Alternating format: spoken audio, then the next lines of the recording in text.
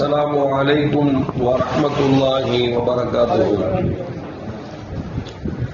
الحمد لله رب العالمين والصلاة والسلام على أشرف المرسلين وعلى آله وأصحابه وأزواجه وذرياته وأهل بيته أجمعين. சங்கைக்கும் பெண்மைக்கும் உரிய பெரியோர்களே, சகோதரர்களே, எல்லாம் வல்ல அல்லாஹ் ஜல்ல ஜலாலுஹு நாம் செய்யக்கூடிய எல்லா நற்காரியங்களையும் முகஸ்துதியின்றி இஹ்லாஸான முறையில் இறைவனுக்காக மட்டுமே செய்யப்பட்ட நல்வணக்கங்களில் நம் வணக்கங்களை அல்லாஹ் கபூல் செய்து கொள்வானாக. நாம் செய்யக்கூடிய வியாபாரங்களிலும் தொழில்துறைகளிலும் நஷ்டமில்லாத ஹலாலான ஒரு நிரம்ப லாபத்தை பெற்று அந்த லாபகரமான வாழ்க்கை கொண்டு தம் தேவைகளையும் தேவை உடையவர்களின் தேவைகளையும் நிறைவேற்றக்கூடிய நல்ல பொருளாதாரத்தையும் உள்ள விசாலத்தையும் அல்லாஹ் அனைவருக்கும் வழங்கி அருள்வானாக. கஞ்சத்தனம் என்கிற தீய பண்பை விட்டு அல்லாஹ் நம்மை பாதுகாத்துக் கொள்வானாக. நம்மை இந்த உலகத்தில் வாழ வைக்கும் காலமெல்லாம் நோய் நொடியின்றி ஒரு ஆரோக்கியத்தும் அல்லாஹ் நம்மை வாழ செய்வானாக. அந்த ஆரோக்கியமான வாழ்க்கை கொண்டு அல்லாஹ் ரசூலை நெருங்கக்கூடிய அனைத்து நல்லவர்களையும் புரியக்கூடிய நல்ல முத்தகின்களின் கூட்டத்தில் அல்லாஹ் நம்மை ஆட்சி அருள்வானாக. திடீர் மரணங்களை விட்டும் தீய மரணங்களை விட்டும் நம்மையும் நம் குடும்பத்தையும் நம் சமூகத்தையும் அல்லாஹ் முழுமையான முறையில் பாதுகாத்துக் கொள்வானாக.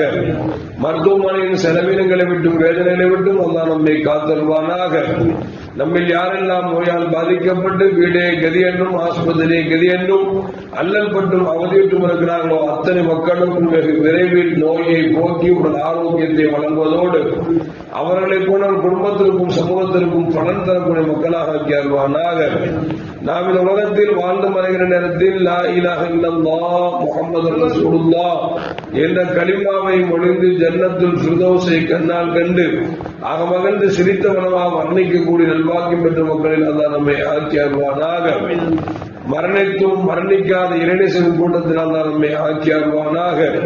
நாளை மறுமையிலே கண்மணி முஹம்மது ரசூலுல்லாஹி ஸல்லல்லாஹு அலைஹி வஸல்லம் அவர்களின் திருக்கரங்களால் ஹவுதுல் கௌசர் என்கிற தடாகத்தின் நீர் வழிய அன்னாரின் ஷஃபாஅத்தை பெற்று அன்னாரின் கரம் பிடித்து ஜன்னத்துல் ஃபிர்தௌஸ் என்ற உயர்ந்த சொர்க்கத்தில் அவர்கள் பணியாளர்களாக அல்லாஹ் நம்மை கபூல் செய்து கொள்வானாக. எல்லாவற்றுக்கும் மேலாக இறை அன்பை பெற்று இறைவனை பார்த்து பரவசமடையக்கூடிய அவருடைய நிக்காவையும் ரிலாவையும் பெற்ற மக்களில் அல்லாஹ் நம்மை ஆக்கி அருள்வானாக. அருமையான மோமின்களே, தான தர்மத்தின் சிறப்புகளை கண்மணி முஹம்மது ரசூலுல்லாஹி ஸல்லல்லாஹு அலைஹி வஸல்லம் நிரம்பவே சொல்லித் தருகிறார்கள். அஸ்ஸதகத்து ரத்துல் பலா வல் கலா. தான தர்மம் இருக்கிறதே அது வரையிருக்கின்ற எல்லா பலா முசீபத்தில் விட்டும் நம்மை தடுக்கும் என்பது மட்டுமல்ல, கலாக்கதில் நமக்கு தீய முடிவு இருந்தால் அதை மாற்றியமைக்கக்கூடிய ஆற்றலையும் தான தர்மம் பெற்றிருக்கிறது என்பதை முத்து முஹம்மது ரசூலுல்லாஹி ஸல்லல்லாஹு அலைஹி வஸல்லம் சொல்லுகிறார்கள். தமிழில் ஒரு பழமொழி சொல்வார்கள், பாத்திரம் அறிந்து பிச்சை இடு என்பார்கள்.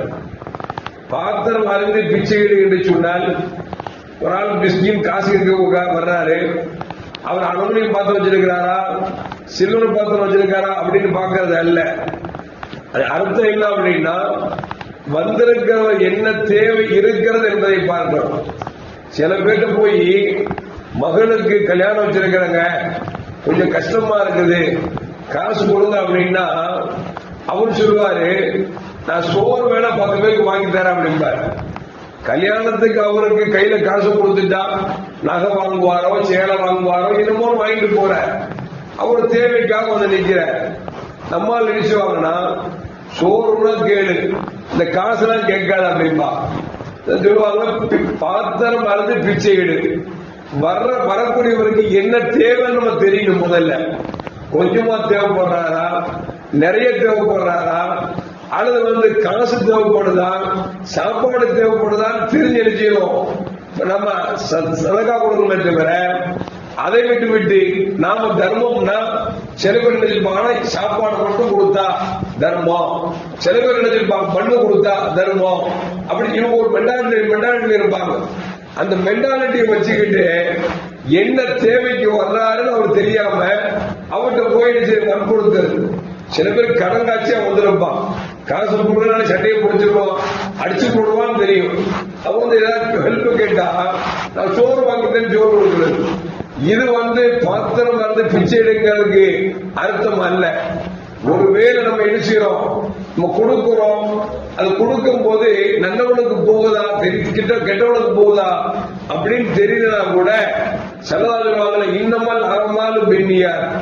நாம செய்யக்கூடிய செயல்கள் எல்லாம் எண்ணத்தை பொறுத்து என்று பெருமானார் ஸல்லல்லாஹு நமக்கு சொல்லி தந்திருக்கிறார். அந்த அடிப்படையில நம்ம கொடுக்கும் பொழுது யாருக்கு கொடுக்கிறோம், நல்லவனா கெட்டவனா, அவருக்கு என்ன தேவை இருக்குன்னு பார்த்து கொடுக்கணும். நம்ம காசு கொடுக்கும் போது இஹ்லாஸான முறையில அல்லாஹ்வுக்காக கொடுப்போம். அந்த காசு நேரா வாங்கிட்டு போய் சாராய கடையில் போய் நிற்பான்.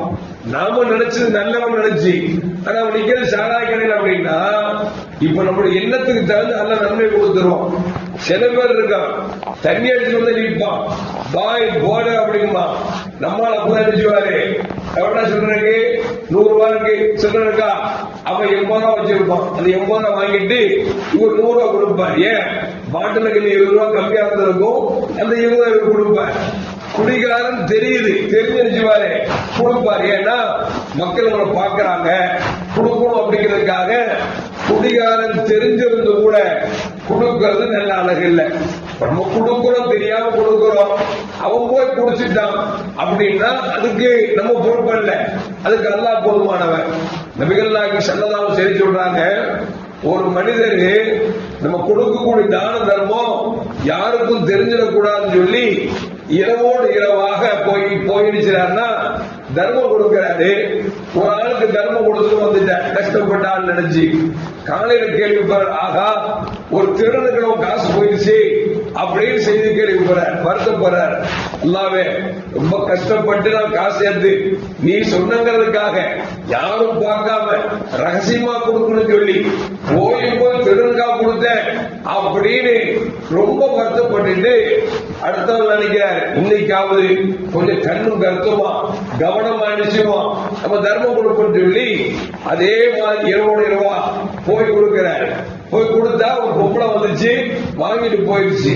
காலையில தகவல் தெரியுது அவன் நல்ல பொம்பளை இல்ல, விபச்சாரி அப்படின்னு சொல்லி கேள்விப்படுறார். நினைக்கிறார், ஆகா போய் விபச்சாரிக்க போய் தர்மம் செஞ்சிட்டோம் அப்படின்னு வருத்தப்படுறார்.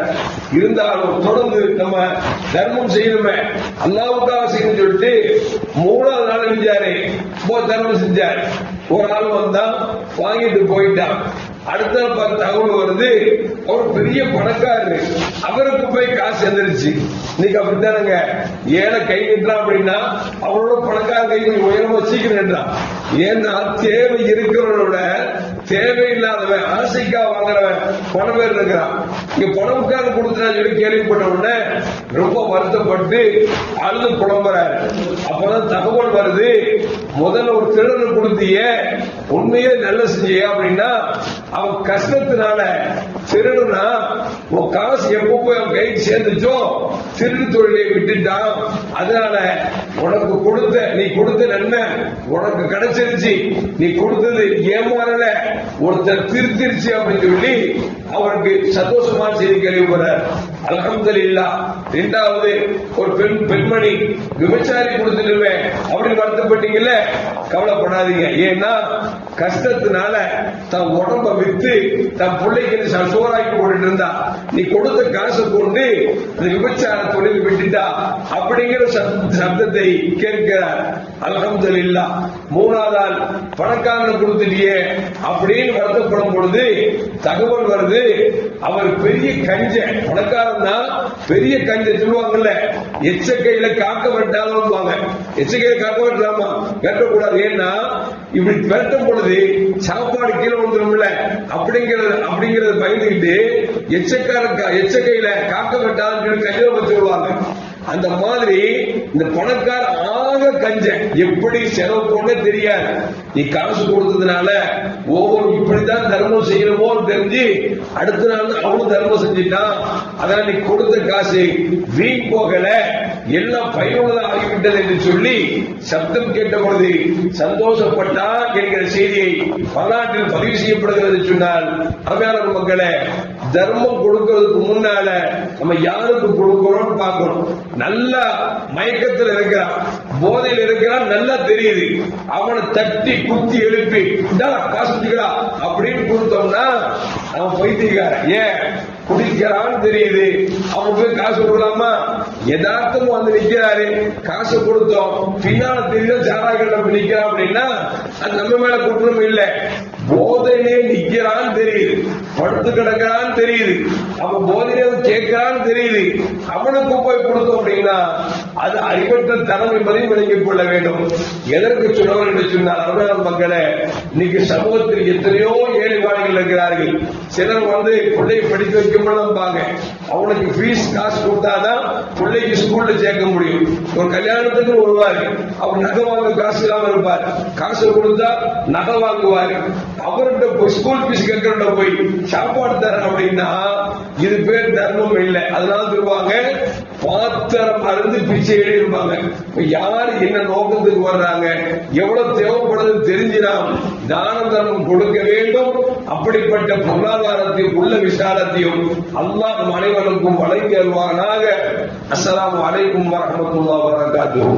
ஸல்லல்லாஹு அலா முஹம்மது அலைஹி வஸல்லம். ஸல்லல்லாஹு அலா முஹம்மது ஸல்லல்லாஹு அலைஹி வஸல்லம்.